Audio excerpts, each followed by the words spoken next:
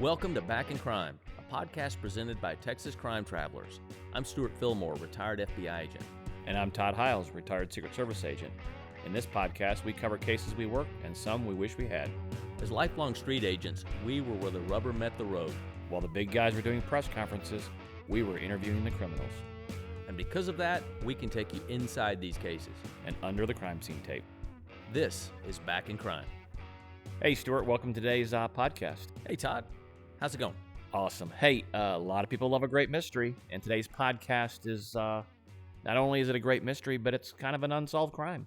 Really? I love mysteries. I love unsolved crimes, so this is right up my alley. You know, on our social media accounts, TikTok and YouTube, people have been reaching out to us and asking us if we have any comments on this case. And so today's a good day to jump into it. Man, what is it? Well, it's the D.B. Cooper case. Oh, yeah, okay. And, for me, in 1978, the TV show with Leonard Nimoy, In Search Of. Yes. He did an episode on this case, and ever since that day, it has intrigued me.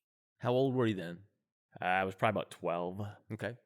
And I can remember going through school and book reports and things like that on D.B. Cooper, and it's just has always intrigued me. In fact, I can remember years ago meeting you and asking you as an FBI agent, did you work any of the leads over the years from this case? Never did. And I think it's funny, too, as long as you and I have been friends, I have certain cases that fascinate me, unsolved. Mainly the unsolved. This is a case that should absolutely fascinate me because it's got all the elements that I love. But for whatever reason, the D.B. Cooper case never really grabbed my attention. I mean, I'm probably more familiar with it than just the average person, but that's just because I was in the FBI, more than likely. But I've never truly studied it as much as you have, and I didn't realize until we had talked that this is something that you've really been into since you were a kid. So it's just kind of funny. Yeah, it's kind of crazy that I've carried it along all these years. But before we jump into this case, let's talk about what really fuels a conspiracy, or makes something that's unsolved, that really draws the people's attention in to wanting this. I'd love to know because I don't really know why I am. And I always think that there's like a timeline from whenever the offense happens until there's an arrest, and it seems like if we go along that timeline. And the arrest might take a week or take days. It seems like the longer it takes, the more things start to spin up and become a conspiracy. Yeah. Well, I think that's just probably how the human brain works. Is it tries to fill in the blanks of what it sees and experiences, and so a case like that, the natural human tendency is to want to solve it. And to fill in those blanks. And I think during that time, it seems like law enforcement is like tight-lipped. They're not saying anything. Yeah. It's always that same thing. No comment. This is an ongoing investigation. Exactly. And they're not really sharing what they know with the public. And there's a good reason for that. I mean, that's not just because they just want to tease the public or, it actually, there is a purpose to that because some evidence only the killer or only the suspect may know about, and so you certainly don't want the public knowing what all your evidence is. Right. And I think sometimes as a criminal investigator, I've seen in the past before where we're working an investigation and the media is talking about it and they're incorrect. And they're putting out so many times. They're putting out misleading information, and it's so frustrating as a criminal investigator. Because we could be losing leads because of the incorrectness that they're putting out right. there. But it's the same phenomenon. They're just trying to fill in the blank because you have a sensational case, not solved, no suspect, and so they want to try to make that story complete. Well, let's jump into this, and before we jump into it, why don't you give us a recap of D.B. Cooper? On the afternoon of November 24th, 1971, a nondescript man calling himself Dan Cooper approached the counter of Northwest Orient Airlines in Portland, Oregon. He used cash to buy a one-way ticket on Flight 305, bound for Seattle, Washington. Thus began one of the great unsolved mysteries in FBI history. Cooper was a quiet man who appeared to be in his mid-40s, wearing a business suit with a black tie and white shirt.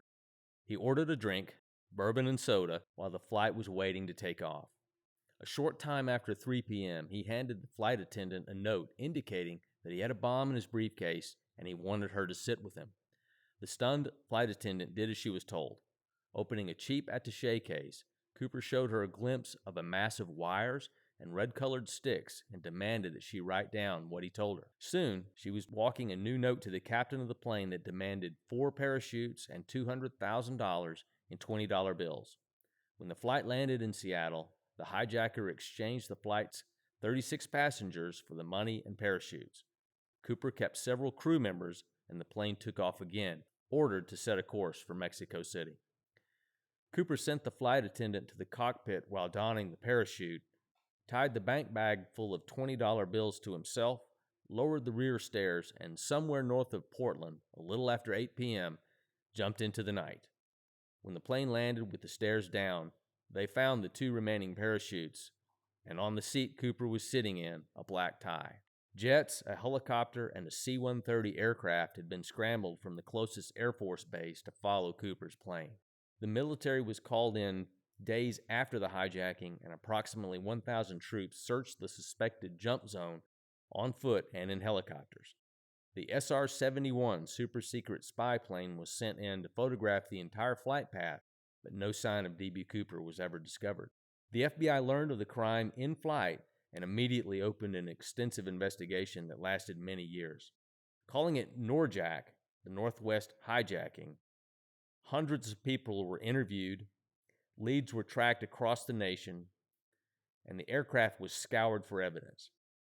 By the 5-year anniversary of the hijacking, the FBI investigated more than 800 suspects. 9 years later, in 1980, just north of Portland and on the Columbia River, a young boy named Brian Ingram was digging a fire pit in the sand at a place called Tenna Bar.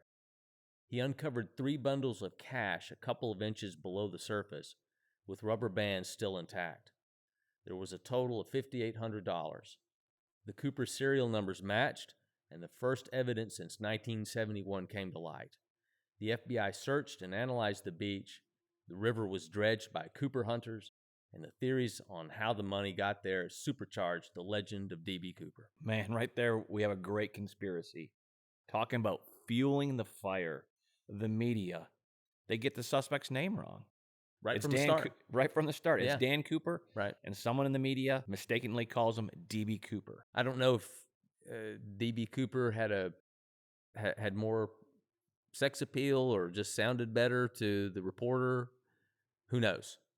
Or they scribbled something down on a piece of paper and misspelled it. Or who knows?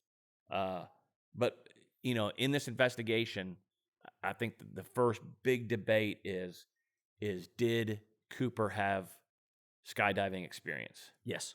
And so a lot of people say he must have been an expert to jump out of a plane.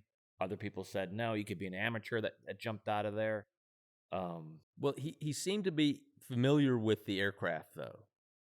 Right. Correct. Right. I mean, he's the one that actually opened the rear door. Right. I think there was some talk that there was some interaction with the flight attendant to make sure that he knew how to open it in flight. I know when it was going to take off from Seattle, he wanted the rear stairs opened, and the pilots did not think that they could take off that way.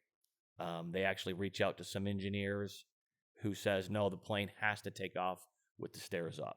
Okay, so the stairs would have to be lowered in flight. Right. Okay. Right. I think sometime after this Cooper hijacking, there's another hijacking just a few months after this one. However, on that one, the bad guy or the hijacker actually brought his own parachute on the plane. So that guy turned. Did he have it in his baggage? I mean, did he just walk onto the plane wearing a parachute? I would think back then he just carried it on like it was a knapsack and threw it in the overhead. But that guy had a lot of experience. Okay. In jumping out of planes. Do you recall his name? in the subsequent Wasn't it McCoy? McCoy, Yeah. yes. So McCoy, to me, I always thought seemed like a really good suspect because he looks a lot like the drawing, that exists of DB Cooper that I guess was based on the flight attendant's description. But I think it was pretty well established that McCoy was not DB Cooper. I believe he had an alibi Mm-hmm. at this time where he was at. And also, I think they had his voice from one of his court appearances, and the flight attendant listened to that and said that was not the same voice. Okay. Yeah, although it's just funny, he checked all the boxes. He looked like him. He had parachute experience. He knew airplanes. He seemed tailor made to be DB Cooper, but he was not. And he successfully hijacked one and jumped out. Yes, almost the same pattern, the same crime. I think some people felt though too that if Cooper was more of a professional in his ransom, instead of asking for 4 parachutes, he might have asked for boots or goggles or gloves. Yeah, survival gear of some kind. Yeah, something like that. That they would have easily given him all that at the same time. Oh, yeah. So, Todd, why 4 parachutes? I think the thinking there is that he was going to take hostages with him to jump out. Really? But it turns out that it's actually 4 parachutes. It's 2 back parachutes and 2 front parachutes. Okay. And the crazy thing about that is that one of the front parachutes, the FBI is going to learn days later that it actually was a training parachute. Okay. And that it was for a classroom only, and that it would not actually open. This is the one that he presumably used. Yes, he used that as his front parachute. And just to clarify, because I've never jumped out of an airplane. This is not any experience that I have. But you said a front parachute and a back parachute. That simply means a front parachute being one that the person wears and it's on the front of their body. Yeah, I think in the type of parachutes that he used, that would be more of a reserve parachute in the front. The front would be the reserve. Primary would be on the back. Right. Got it. Okay. Right. And again, this classroom reserve parachute was accidentally given to them. I think they talk about it was, the FBI and law enforcement that night were scrambling, trying to get parachutes as part of the ransom while the plane was there in Seattle. So would you think, if the presumption is that he, had some experience in skydiving, that he would have checked the parachute fully he would have recognized that was a reserve parachute that was only for a classroom. Exactly. He would have known what to look for. Right. But I think the big thing for me was if he had more experience, he would have looked at that night, the weather being as bad as it was, and I think he would have scrubbed that mission. Okay. And said, I'm not jumping in this cold, the rain, the snow, especially when you're wearing a suit. Sure. A business suit like that. That's not that type of attire is not going to get you very far. Right. In the and Northwest woods. When he boards the plane in Portland, it's already raining and it's already cold, so he knows what the weather is like. What was the temperature? I'm not even sure what it was. Probably in the 40s, something like that, maybe. I think it was snow. Oh, okay. At times. I think, people had said if you're a professional and you're going to hijack an airplane and jump out, that this would actually be the worst part of the United States to jump out because you're over so much trees. So it's so sparsely populated, and just miles and miles of dense forest. Right. Yeah, you're going to have some type of a survival skill. Absolutely. Navigational skills. Yeah. And I think, again, some people will bring up and say, hey, whether he's inexperienced or whether he's not inexperienced, but was this, a crime that he's just flying by the seat of his pants as it's going along, or had he planned this out? And, it seems to me there almost has to be some planning. There does seem to be some method to his madness that because he instructs the pilot what altitude to get to, right? Right. Once the back stairs open. I mean, he's not making any secret that he's going to dive out. But again, you had the military planes that were following this, right? Of course, this is night, but they never saw anybody. They never saw anyone jump. No, and I'm sure once the pilot realizes that the back stairs have been lowered, Mm-hmm. I'm sure on the radio they made some indication to those pilots Mm-hmm. that, hey, the back door is open. But just going back to just the day that he does this, this is the eve before Thanksgiving. Oh, yeah, so yeah. the travel at the airports, there has to be a ton of passengers. Mm-hmm. And so he's probably easily getting into that counter, quickly buying a ticket. Most people are thinking, well, maybe he's just flying home. So it wasn't suspicious that he uses cash, Yes. that he buys a one-way ticket, Yes. doesn't really have luggage with him. Well, 1971 was just a completely different time. And I don't think it would have been that unusual anyway for someone to just show up, buy a ticket, pay cash for it, and go from there. Certainly with Thanksgiving traffic, there would have been even more people. He would have stood out even less. Right. And maybe he knows, most FBI agents are probably at home by now, and the next day's a holiday and they're not going to be working. Oh, yeah. Things like that. Right.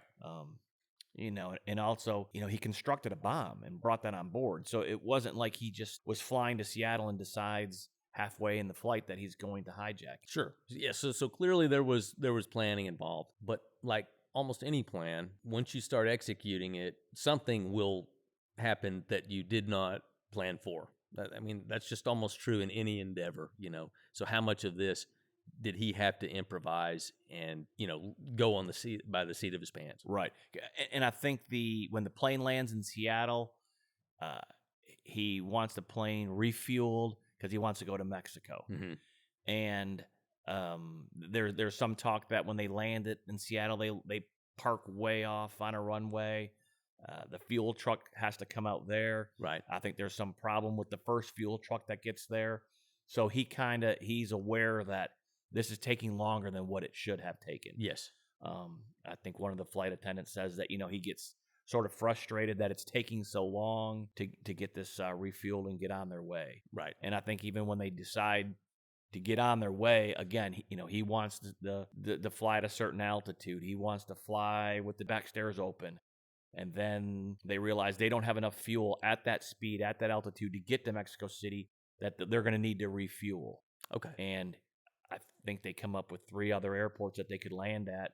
Well, I think one being San Francisco, one being Reno, and I thought the third one was in Arizona. Okay. That they could land at, and they kind of gave it his choice of which way do you want to go, and he picked Reno. What was Cooper's destination in Mexico?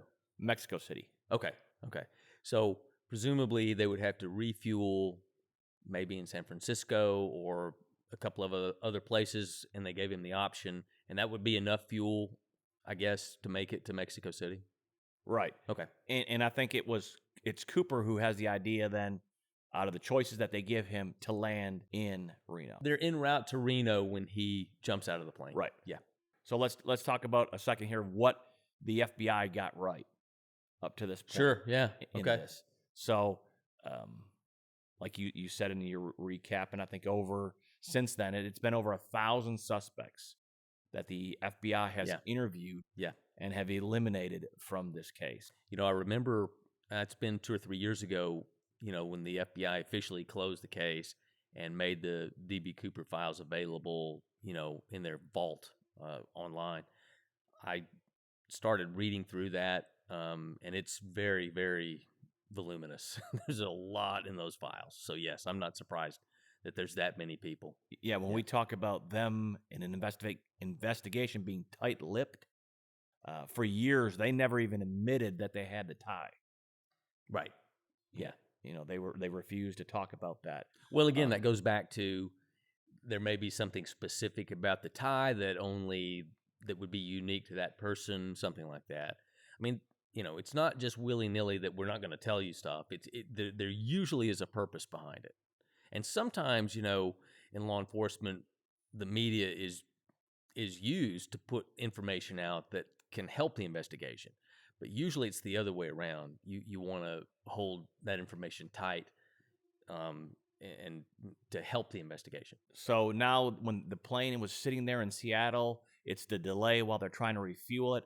But also some of the delay is that the FBI is recording the serial numbers of all the $20 bills That makes that they're giving perfect them. sense. Yes. And this is, again, this is before scanning and computers. Sure. So this is somebody's just handwriting all that. Somebody is handwriting all of these serial numbers down. So now we have he's jumped out of the airplane, and it's an incredible search now for him. But again, think about this. This isn't the first time that a lot of these sheriff's departments that they've searched for people out there, and they've always had some success in finding people. And so that it's very odd that they didn't find Cooper right away. There was also some artist rendering of what he looked like. Mm-hmm. They got that out to the public. Right. I think the serial numbers, they got to a lot of banks and stores in the area. Right. Had a list of those serial numbers to see if some of those 20s came in. So go back 1 second.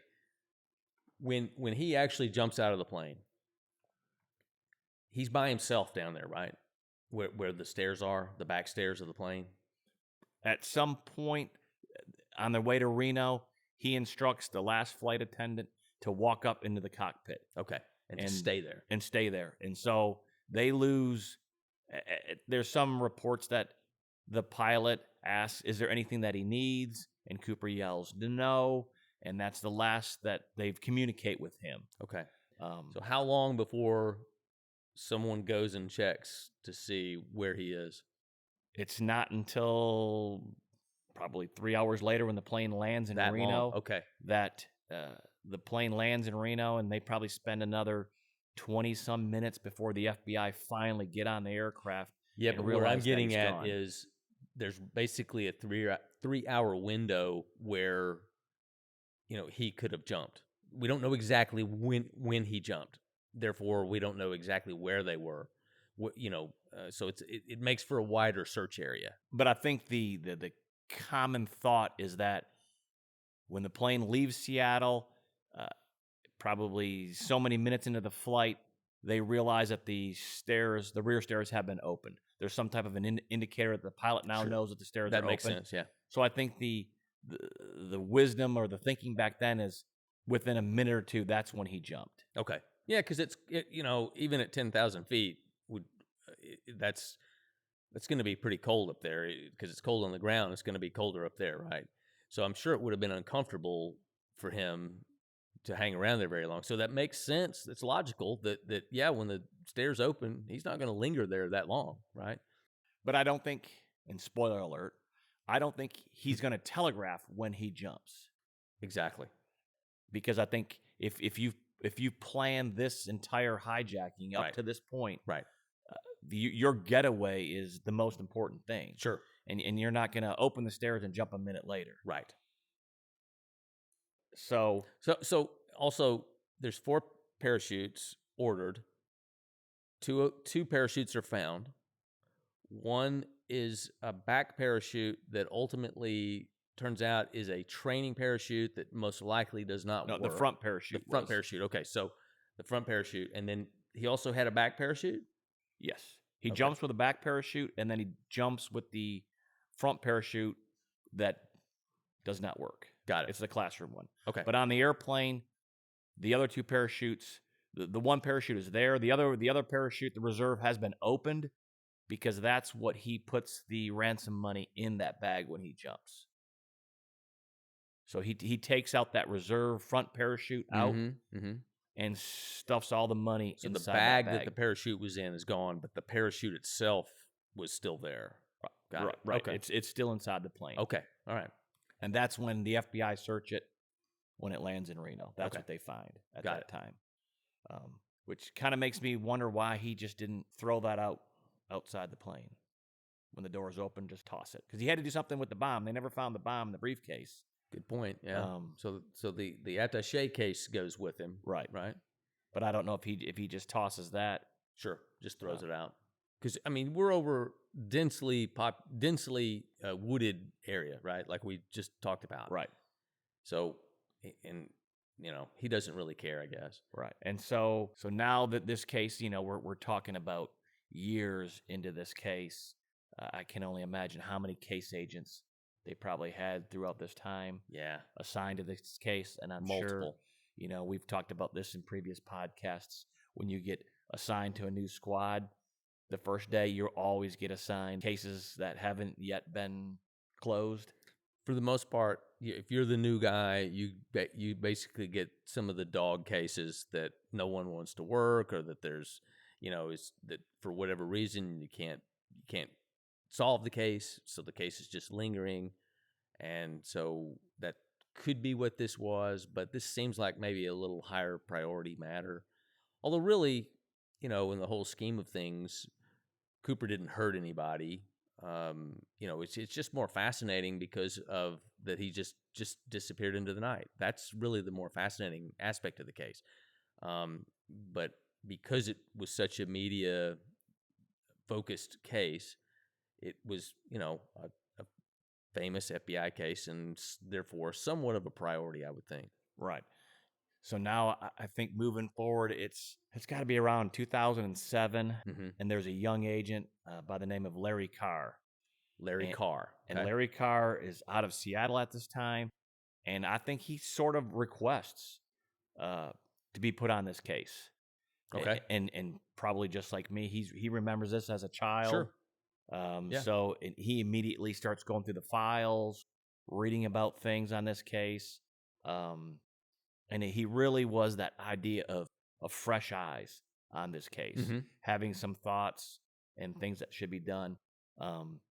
So now I think as an agent, and I know we've talked this before, when I became a Secret Service agent, when I was at home, sick from school, I saw the assassination attempt of President Reagan, and the agent that day out there was Jerry Parr. Okay. And I remember I probably was less than 10 years on the job when I actually got to meet Jerry Parr. Yeah. And it was a really a cool thing. Absolutely. To meet him. Did you tell him that story?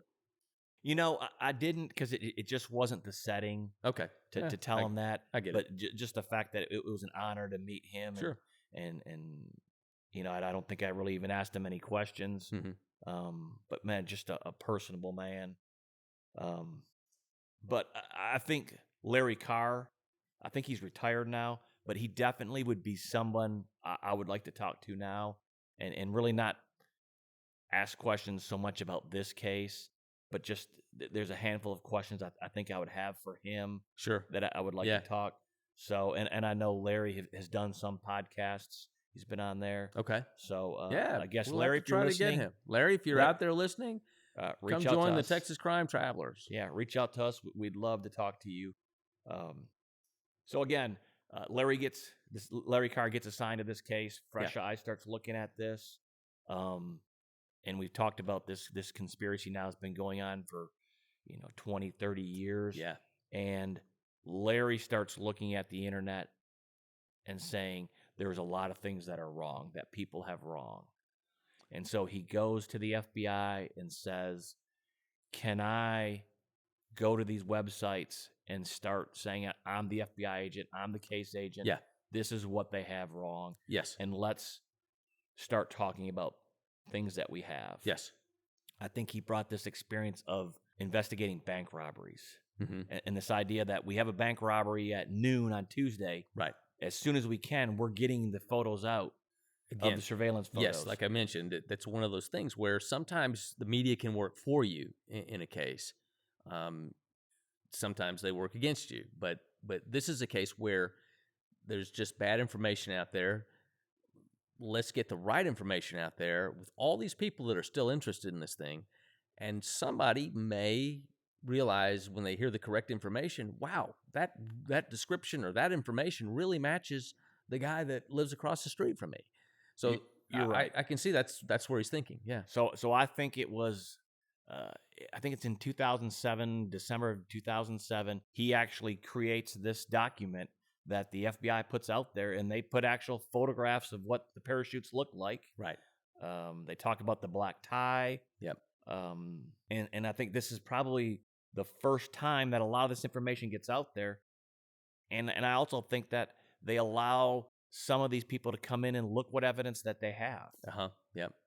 I want to say it's been maybe 5 or 6 years ago, there was a TV special, and it was not, I forget the case agent's name. It was not Carr, But the actual case agent was on this TV show and pretty freely talked about the case and who some of the suspects were and who definitely had been a suspect, but definitely had been ruled out as DB Cooper. It was really unusually open, for how the FBI normally handles a case. Right. And I think by just talking about this may be the first time that they get information about Dan Cooper.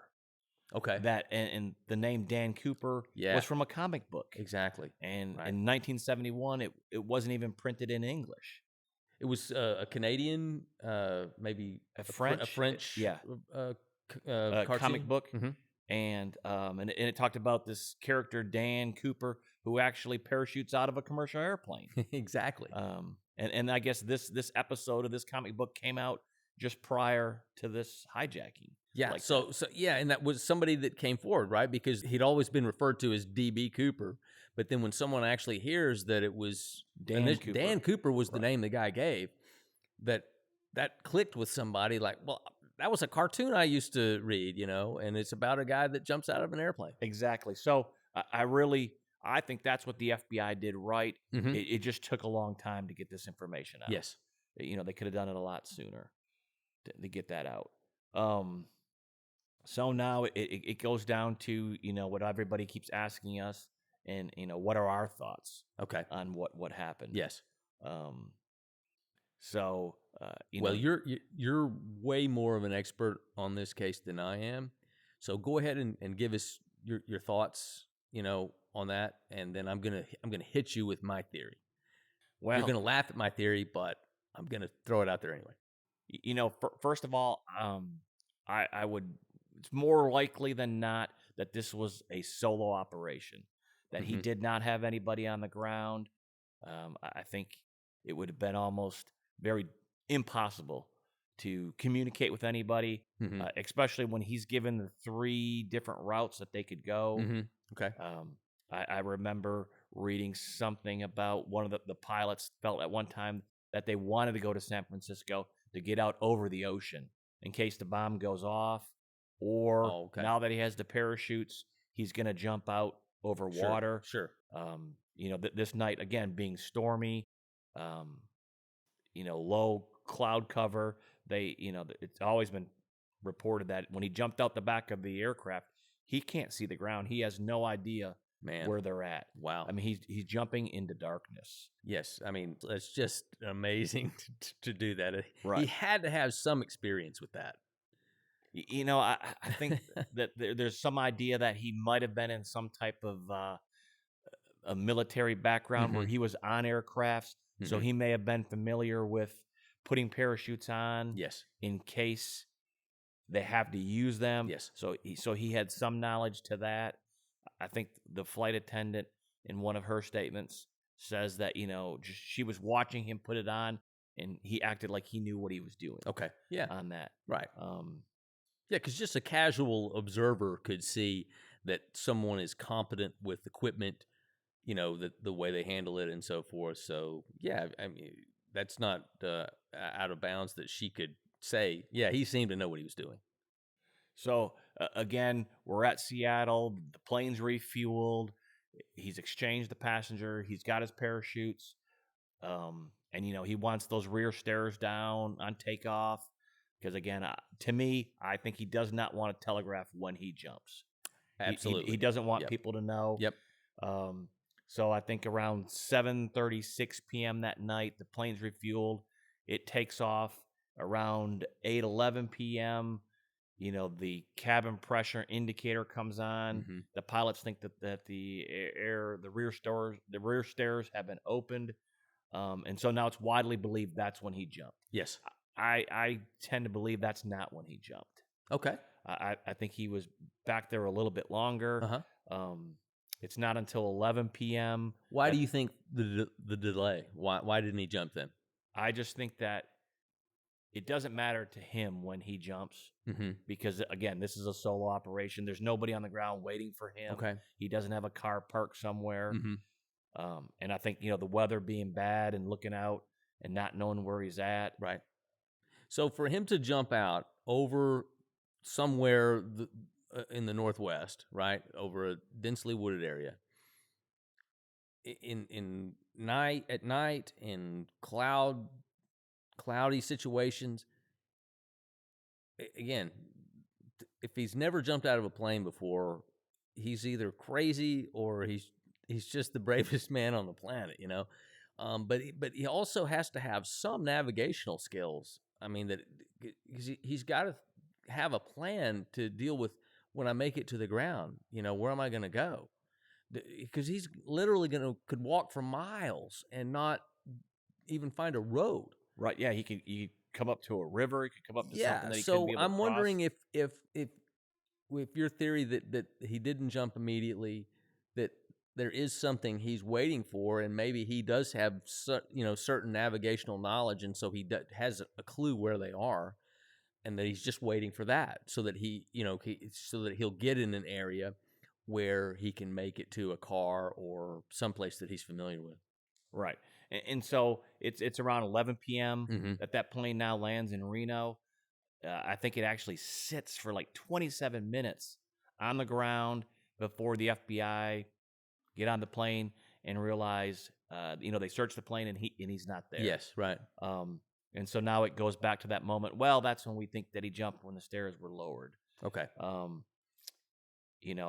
I kind of think that when those stairs were down, they're flying, if that airspeed's around 200 miles per hour, mm-hmm. and he's standing at the back of those stairs, I think it's cold.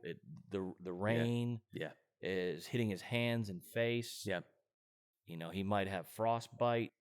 But I think when he jumps, he immediately becomes unstable in the air. Okay. I think that with that money bag tied to his waist, hanging down, I think he just maybe goes into some type of a spiral. Okay. It's dark, and I think he has enough training that he knows to reach his primary parachute and pull the ripcord. Right. And I think he has some several seconds there where he's unable to open that. Mm-hmm. And now he knows from training that he is to immediately engage the reserve. Yeah, go to your reserve chute, transfer over to that and use that. And again, that transition to that reserve chute, and now we know that reserve chute was the classroom. Right. I think he pulls that for a few seconds. It's frantic, and then the last few seconds of their coming down, he's just bracing for impact. Right. I don't think the chute's ever open, and I just think he hits the ground. And that's it. And that's it. He's still out there somewhere. Right. And I don't think he's anywhere near where all of these searches have been done. Okay. Where these military troops came in and searched for him. I know at one time they had brought the Boy Scouts in mm-hmm.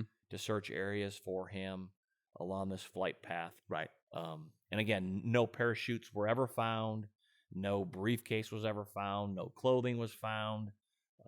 Just this $5,800 that Brian Ingram found. Yeah. Years later that finds up. And that's only part of the money.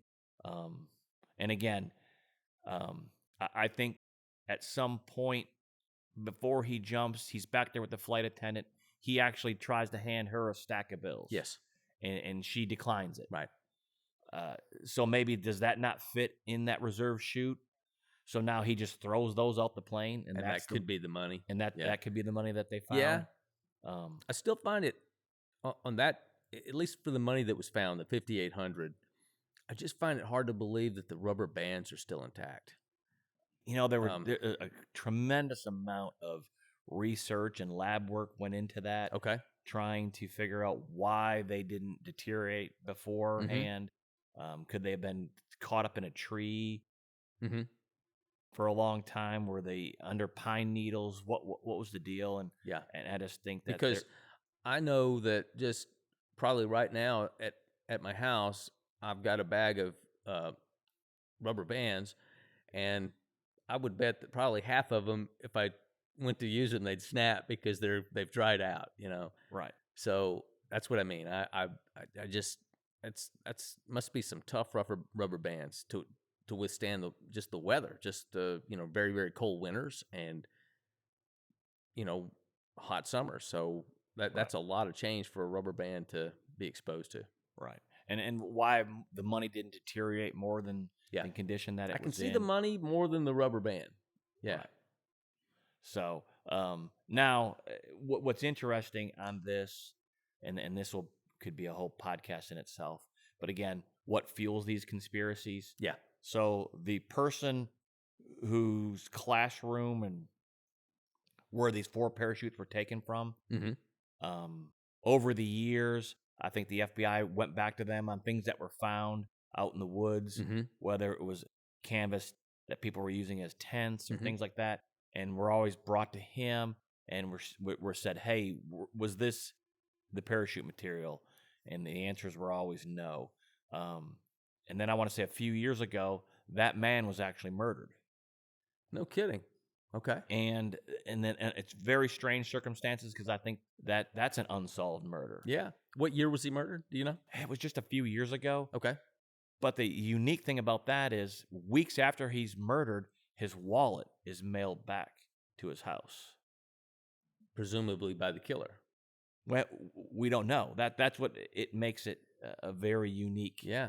A unique case in itself. Man, wow. So, I did not know that. Yeah. Okay. So that can be a podcast in itself right there. Man, I need to get up to speed on DB Cooper because, again, this is something that fits everything that I like about, true crime and looking into these old unsolved cases. It absolutely checks all the boxes for my interest, but I've just never read as in depth on it as you have. So do you have a theory? Okay, so here's my theory. So a few years ago, there was a Denzel Washington movie called Inside Man. And Denzel Washington was a New York City police detective, a good guy in the movie. And Clive Owen plays a bank robber who goes in. Clive Owen has a team of people that go in and they take over this bank. And it's real mysterious as to what their purpose is, but ultimately they want to get some jewels that are inside some safety deposit boxes in there. And so they conduct this very elaborate takeover of the bank, and actually in like the supply room, construct a room that is hidden behind the supply room shelves. Okay, and Clive Owen lives in this little room for a week or so after the bank robbery because nothing's missing. No money's missing, nothing. The cops cannot figure out what this whole bank robbery was about, and so the bosses just say, you know what, there's no victim here, there's no nothing, let's close it down and move on to the next case. So after a week or so, Clive Owen comes out of the room and just walks out of the bank with the stuff that he wanted from the safety deposit box. So I'm not going to give that away for someone that wants to see this movie because it's actually a very good movie. But, the FBI went in and scoured this bank, and if you went into this supply room, it just looked normal, only there's a room that was constructed behind the shelf that you can't see. So I'm wondering, since there's some indication that DB Cooper, Dan Cooper, had familiarity with airplanes. So is there some kind of compartment within one of those planes that he knew about, that he could have maybe put himself in, maybe been very uncomfortable for, a few days, and then the next time the plane was used or something, he just had picked his moment, came out of his little cubby hole, and just walked out with the other passengers? Well, I think when the plane lands in Reno, and again, we talked about this, it's like 20 minutes before the FBI then storms the plane. I believe it was actually searched with K9. Okay. It was searched with K9. Okay. And then over the next few days, parts of this plane were removed. I think the seats were removed that Cooper sat in because I think they're going to end up finding some hair that the FBI has in. And I think there was actually some DNA found on that tie as well. Right, and I think there were some cigarette butts. Those that they I think found. went missing. If you want to talk about maybe where the FBI went wrong, I think losing some of the evidence could certainly be at the top of that list. Yeah. I don't know if it's lost yet as much as it might still be misplaced somewhere. They're not sure what happened to the cigarette butts. But I think there was some trash that they felt that the glasses that DB Cooper actually handled with the bourbon and soda. Sure. I think they had some of those glasses. None of the Man, notes. you'd think there'd be a fingerprint on the glass, you know. Right. And I know they said that he'd used the restroom and things like that. Mhm. So I don't know if how they fingerprinted this thing, but I'm sure this was pretty much as a crime scene for a while. And Right. I don't think anybody could have survived in there. in the overhead. I told you it was outrageous, but Right. because I'm just trying to think to myself, how else could he do this? What is another way that maybe no one would think about that he would allow him to get away completely free? More than likely, your theory is the right one, and that he just simply died that night. And I think the more that people talk about this case, and it keeps them up at night thinking about things like this. Yeah. I think they've termed that the Cooper curse. If you get this Cooper curse and you just can't let ideas go. Yeah. So you can go out to the internet and search Cooper curse. There will actually be some people that believe that the flight attendant and pilots made all this up. That they kept the money themselves. I don't buy that for a second. No, this happened, and usually, again, I think the human brain the tendency is to just want to fill in the blanks of a certain event that maybe there's something unknown. Your brain wants to fill that in. That's because that's just how Right. the brain works, right? And it's the same thing with this. But Todd, we could probably sit here for days and just scratch the surface of all the theories about DB Cooper and where he might have gone and how he might have got away. I think, again, that your theory is probably the most likely scenario. He just, he either the fall or the elements killed him, and he just never made it out of there. There's always going to be some anomalies in a case that you just can't explain. That's frustrating to me. I guess with that, we've kind of introduced everyone to the DB Cooper case. We certainly want to hear your questions about maybe some areas that, we could look into further. We encourage your questions. We love hearing the input, and Reach out to us. Yeah, absolutely. Reach out to us. If you follow us on TikTok, Instagram, or YouTube, we certainly hope that you would subscribe and to like our content. And for the podcast, you can follow us on Spotify.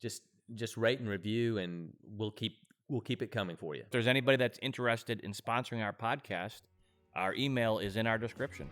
Great. Yeah, that would be awesome. Yeah, I love it. And if there's certain cases that we may not know of, people reach out to us, let us know, and we'll look into it and we can talk about it. Yes, please. Thanks for listening. Hang in there, and we're going to keep bringing this great stuff to you. And again, retired agent Larry Carr, if you're out there listening, please get a hold of us. Larry Carr, bring it on. This has been the Back in Crime podcast presented by Texas Crime Travelers Todd Hiles and Stewart Fillmore. We are the executive producers. Grace Hiles is the producer and director. Theme music composed by Eddie Bandas. Follow us on TikTok, Instagram, Facebook, and our YouTube channel at Texas Crime Travelers.